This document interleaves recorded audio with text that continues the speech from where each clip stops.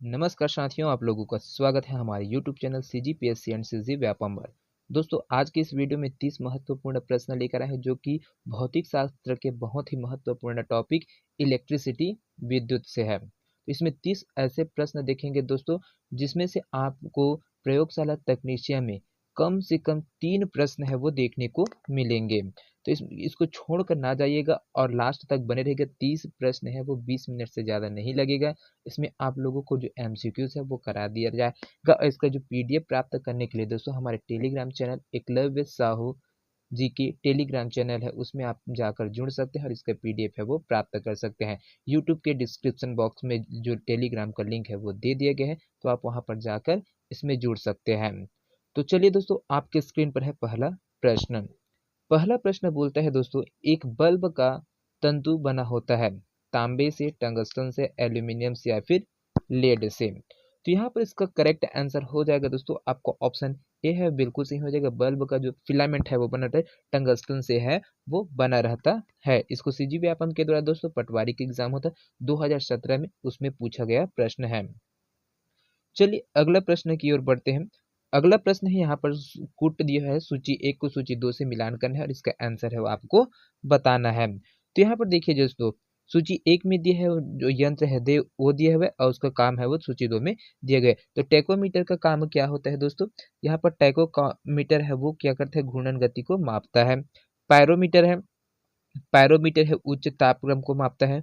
Voltmeter है आपका विभवांतर को मापने वाला यंत्र है और वोल्टामीटर है आपका विद्युत विच्छेदन को मापने की क्या होते हैं, यंत्र है वो होते हैं। चलिए अगला प्रश्न की ओर बढ़ते हैं।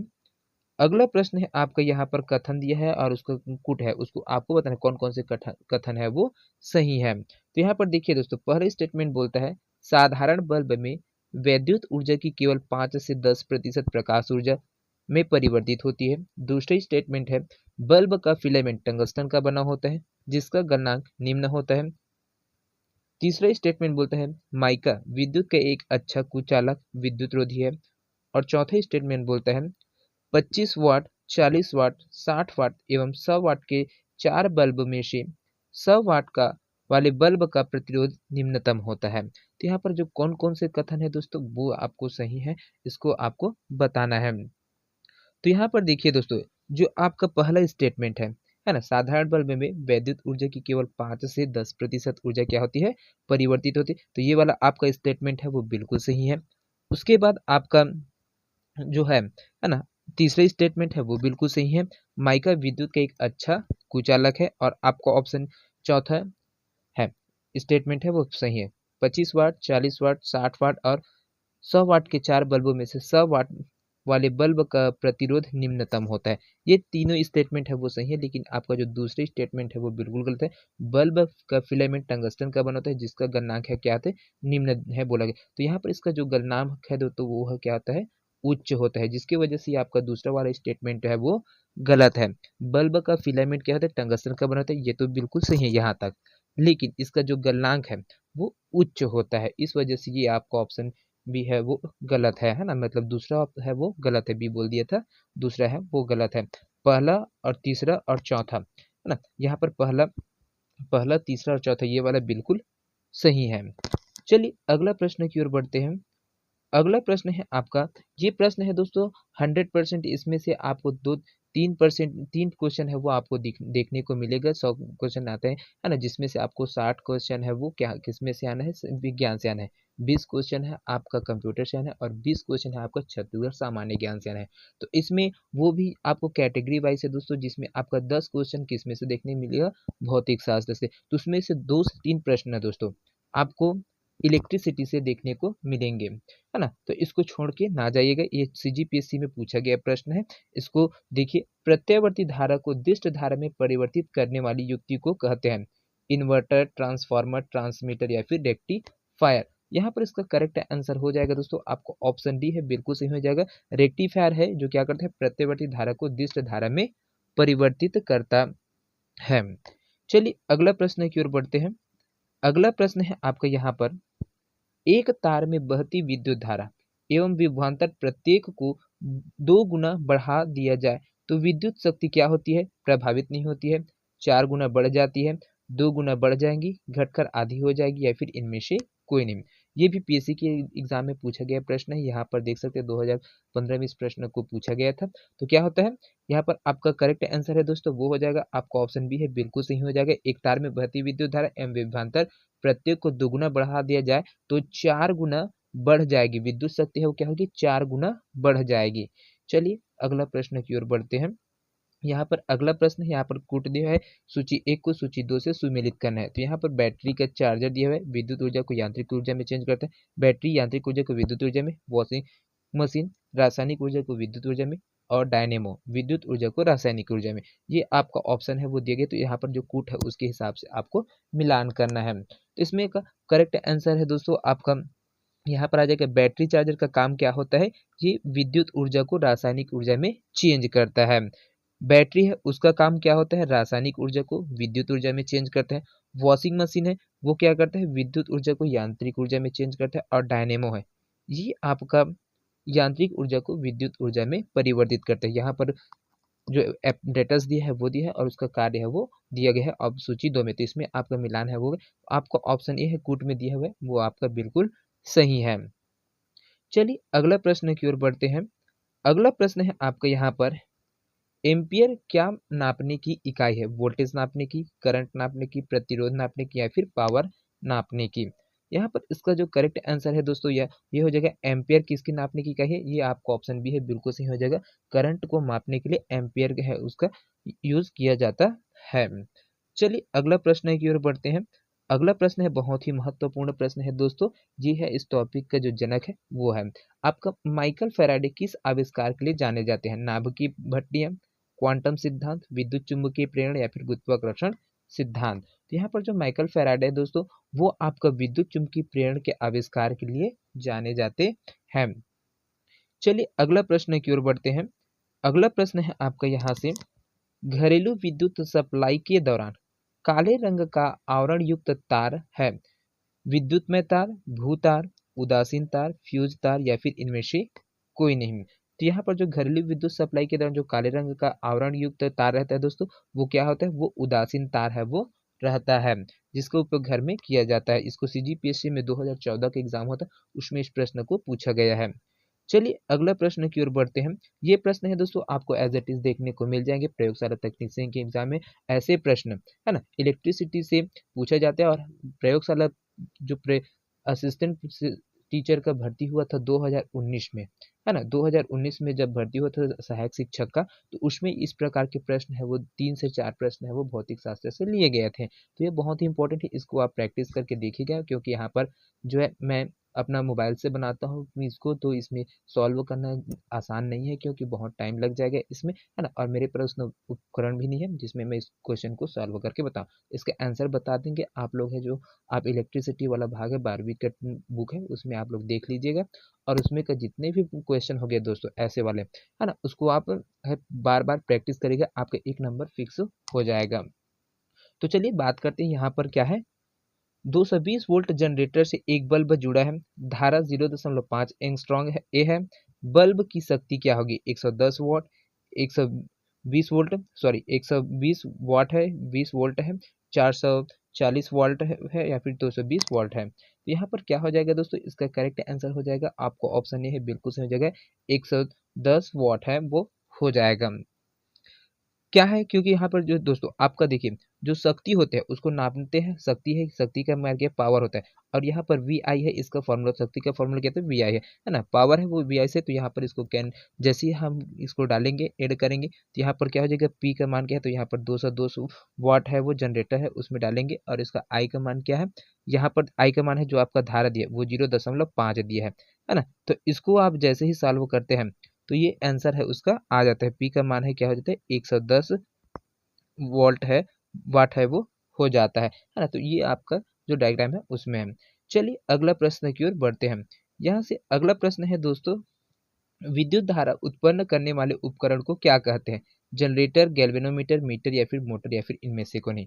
तो इसका करेक्ट आंसर क्या हो जाएगा दोस्तों, आपका ऑप्शन ए है, बिल्कुल सही हो जाएगा। विद्युत धारा उत्पन्न करने वाला जो उपकरण होता है उसको जनरेटर कहा जाता है। जनरेटर क्या होता है, एक ऐसा प्रयुक्त है जो यांत्रिक ऊर्जा को क्या करता है, विद्युत ऊर्जा में परिवर्तित करता है। यांत्रिक ऊर्जा है दोस्तों उसको क्या करता है, विद्युत ऊर्जा में चेंज करता है ना। यांत्रिक ऊर्जा है उसको विद्युत ऊर्जा में चेंज करता है। चलिए अगला प्रश्न की ओर बढ़ते हैं। अगला प्रश्न है आपके यहाँ पर, एक शुद्ध प्रेरकत्व में एसी वोल्टेज लगाया गया है जिसे प्रेरकत्व में धारा बहती है। प्रेरकत्व में धारा होगी विभव से अग्रगामी, विभव से पश्चगामी, विभवांतर से अग्रगामी या फिर विभवांतर से पश्चगामी। तो यहाँ पर इसका करेक्ट आंसर है दोस्तों वो हो जाएगा आपका ऑप्शन बी, विभव से क्या होता है, पश्चगामी होता है। चलिए अगला प्रश्न की ओर बढ़ते हैं। अगला प्रश्न है दोस्तों यहाँ से, ट्यूबलाइट में चोक लगाने का उद्देश्य है धारा कम करने हेतु, धारा अधिक करने हेतु, वोल्टेज को क्षणिक कम करने हेतु या फिर वोल्टेज को क्षणिक अधिक करने हेतु। तो यहाँ पर इसका करेक्ट आंसर है ऑप्शन डी, वोल्टेज को क्षणिक अधिक करने हेतु। तो देखिए जो ट्यूबलाइट है उसमें जो चोक लगाते हैं उसका उद्देश्य क्या होता है, वोल्टेज को क्षणिक कम करना होता है ना। चलिए अगला प्रश्न की ओर बढ़ते हैं। अगला प्रश्न है 14 नंबर का। यहाँ पर माइक्रोवेव ओवन में शक्ति ऊर्जा की कम खपत होती है क्योंकि विकिरण की आवृत्ति न्यूनतम होती है, विकिरण की तरंगदैर्घ्य न्यूनतम होती है, विकिरण की बहुत अधिक तरंगदैर्घ्य बहुत अधिक आवृत्ति होती है, या फिर विकिरण की निम्न तरंगदैर्घ्य निम्न आवृत्ति होती है। तो यहाँ पर क्या चीज आ जाएगा दोस्तों, यहाँ पर माइक्रोवेव ओवन में शक्ति की जो कम खपत होती है वो किसके कारण होती है, विद्युत जो विकिरण की तरंगदैर्घ्य है वो क्या होती है, न्यूनतम होती है, जिसकी वजह से यहाँ पर विद्युत है वो कम खपत होता है। चलिए अगला प्रश्न की ओर बढ़ते हैं। अगला प्रश्न है यहाँ पर, इसको एग्जाम हुआ था, वीएफएम का एग्जाम हुआ था है ना 2021 में, उसमें इस प्रश्न में पूछा गया है यहाँ पर 4 ओम प्रतिरोध के एक तार से यदि 100 जूल प्रति सेकेंड ऊष्मा मुक्त होती हो तो तार के दोनों सिरों के मध्य विभवांतर है 5 वोल्ट, 25 वोल्ट, 10 वोल्ट या फिर 20 वोल्ट। यहाँ पर इसका करेक्ट आंसर है दोस्तों वो हो जाएगा आपको ऑप्शन डी है, बिल्कुल सही हो जाएगा 20 वोल्ट। चलिए अगला प्रश्न की ओर बढ़ते हैं। अगला प्रश्न है दोस्तों, एक क्वेश्चन है आपको ऐसे प्रश्न है देखने को मिलेंगे यहाँ पर ओम है उसमें का आपको देखने, इसका आंसर है आपको हमें बताना है क्वेश्चन को सॉल्व करने के बाद, क्योंकि इसको सॉल्व करना बहुत क्या है दोस्तों इसमें पॉसिबल नहीं है मेरे पास, क्योंकि यहाँ पर मैं छोटे से मोबाइल से अपना जो वीडियो है उसको बनाता हूँ, रिकॉर्ड करता हूँ और आप लोगों को देता हूँ। तो ये आपका जो होमवर्क है वो क्या हो जाएगा रहेगा, इसको आप है आंसर देकर हमें कमेंट में जरूर है वो दीजिएगा है ना। जैसे इसका आंसर आएगा वो कमेंट कर दीजिएगा, हम है उसको चेक कर लेंगे। इसका जो करेक्ट आंसर है दोस्तों यहाँ पर जो रहेगा वो होता है आपका, मैं ठीक है नहीं बताऊंगा इसको है ना, आप लोग है उसको करके बताइएगा, क्योंकि अभी से बता देंगे तो सब लोग ये है सॉल्व किए हैं करके हमें कमेंट में फटाफट भेज देंगे, लेकिन आपको खुद सॉल्व करना है। यहाँ पर होमवर्क के रूप में इसको इस क्वेश्चन को देंगे, इस क्वेश्चन को आपने अगर सॉल्व कर लिया दोस्तों, यहाँ पर आपका दूसरा नंबर है वो भी बिल्कुल फिक्स है। ऐसे है जो प्रतिरोध है वो आपको पूछे जाते हैं विद्युत से। चलिए अगला प्रश्न की ओर बढ़ते हैं। अगला प्रश्न है आपका 17 नंबर के। यहाँ पर देखिए, निम्न में से कौन से सेलों से एक समान रासायनिक क्रिया होती है, वोल्टेइक सेल तथा डेनियल सेल, डेनियल सेल तथा शुष्क सेल, शुष्क सेल तथा लैक्लॉन्सी सेल या फिर लैक्लॉन्सी सेल तथा वोल्टेइक सेल। तो यहाँ पर एक समान रासायनिक क्रिया किसमें होती है दोस्तों, तो ये होता है आपको ऑप्शन सी बिल्कुल सही हो जाएगा, शुष्क सेल तथा लैक्लॉन्सी सेल। चलिए अगला प्रश्न की ओर बढ़ते हैं। अगला प्रश्न है दोस्तों, देखिए ये प्रश्न है जो बार बार है वो रिपीट होते रहते हैं, इन क्वेश्चनों को आपने अगर प्रैक्टिस कर लिया तो आपका 2 से 3 को नंबर है वो बिल्कुल कहीं नहीं जाएगा। तो देखिए कितना बार पूछे, इसको टेट का एग्जाम हुआ था उसमें 2021 में, उसमें प्रश्न पूछा गया, एक 220 वोल्ट तथा 100 वाट के बल्ब को 110 वोल्ट के स्रोत से जोड़ा गया है, बल्ब द्वारा प्रयुक्त विद्युत शक्ति है 35 वाट, 25 वाट, 35 वाट, 55 वाट और 60 वाट। तो यहाँ पर इसका जो करेक्ट आंसर है दोस्तों वो हो जाएगा आपको ऑप्शन ए बिल्कुल सही हो जाएगा 25 वाट। चलिए अगला प्रश्न की ओर बढ़ते हैं। अगला प्रश्न है आपका यहाँ पर, विद्युत चुंबकीय प्रेरण के नियम का उपयोग किसको बनाने में किया गया है, धारामापी, गैल्वेनोमीटर, वोल्टमीटर, विद्युत मोटर या फिर जनरेटर। तो यहाँ पर इसका जो करेक्ट आंसर है दोस्तों वो हो जाएगा आपको ऑप्शन डी, जनरेटर। चलिए अगला प्रश्न की ओर बढ़ते हैं। अगला प्रश्न है यहाँ पर, प्रत्यावर्ती धारा परिपथ में सामान्यतः धारा का औसत मान शून्य होता है, धारा के वर्ग का औसत मान शून्य होता है, धारा शक्ति अपव्यय का औसत मान शून्य होता है या फिर धारा एवं विभव में का कलांतर शून्य होता है। तो यहाँ पर इसका करेक्ट आंसर है दोस्तों वो क्या हो जाएगा, प्रत्यावर्ती धारा परिपथ में सामान्यतः जो धारा का औसत मान है वो क्या होता है, शून्य होता है। चलिए अगला प्रश्न की ओर बढ़ते हैं। अगला प्रश्न है यहाँ पर, CFI का पूर्ण रूप है compact fluorescent lamp, centrally fixed lamp, chemical fluorescent lamp या फिर कंडेंस्ड फ्लोरोसेंट लैंप। यहाँ पर इसका जो करेक्ट आंसर है दोस्तों हो जाएगा CFI का पूर्ण रूप होता है compact fluorescent lamp. Option A आपका बिल्कुल सही है। चलिए अगला प्रश्न की ओर बढ़ते हैं। अगला प्रश्न है आपका यहाँ पर 22वां नंबर का प्रश्न है, 1 किलोवाट घंटा का मान कितना होता है? 3.6 गुण 10 घात 6 जूल, 3.6 10 घात 3 जूल या फिर 10 घात 3 जूल या फिर 10 घात 5 जूल। तो यहाँ पर आपका इसका करेक्ट आंसर है दोस्तों वो हो जाएगा आपको ऑप्शन ए है वो बिल्कुल सही हो जाएगा 3.6 गुना 10 के घात 6 जूल। यहाँ पर देखिए दोस्तों जो आपका 1 किलोवाट घंटा होता है ना, 1 किलोवाट घंटा है उसका जो मान करते हैं एक घंटा में, 1 घंटा रहता है, 1 घंटे तो उसमें 1 किलोवाट घंटा है, तो 1 किलोवाट घंटा में कितने सेकेंड होते हैं दोस्तों? तो यहाँ पर 3600 सेकेंड है वो होता है ना, 3600 सेकेंड है वो होता है। और इसमें आपका 1000 जूल है वो रहता है पर सेकेंड में, 1000 जूल पर सेकेंड में। तो यहाँ पर जैसे ही आपका चेंज करेंगे सेकेंड में दोस्तों, उसको घंटा है उसको सेकेंड में चेंज करेंगे तो ये हो जाएगा 36 गुना 10 के घात 5। आप इसको ऐसे लिख सकते हो क्योंकि यहाँ पर जितने हैं उसको कर सकते हैं। उसके बाद आप है जैसे ही गुना करेंगे तो यहाँ पर ये है जो 3.6 गुना 10 के घात 10 घात 6 जूल में कन्वर्ट हो जाएगा और आपका ऑप्शन ए है वो बिल्कुल सही हो जाएगा। चलिए अगला प्रश्न की ओर बढ़ते हैं।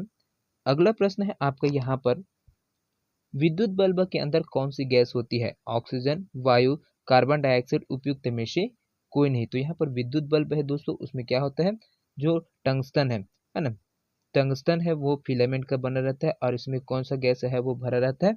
तो यहाँ पर ऑप्शन में नहीं दिखे तो आपको ऑप्शन डी है वो बिल्कुल सही हो जाएगा क्योंकि यहाँ पर जो बल्ब के अंदर क्या होता है निर्वात करने के बजाय दोस्तों उसमें क्या कौन से दे जो नाइट्रोजन है ना, नाइट्रोजन, आर्गन गैस है, ये सब चीज भरा जाता है, नियान, आर्गन और नाइट्रोजन ये सबको किस में भरा जाता है? आपका जो विद्युत के बल्ब है उसमें भरा जाता है।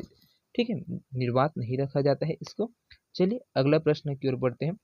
अगला प्रश्न है आपके यहाँ पर, डायनेमो जिसे बिजली उत्पादन हेतु कथित रूप से प्रयोग में लाते हैं वह वास्तव में क्या है?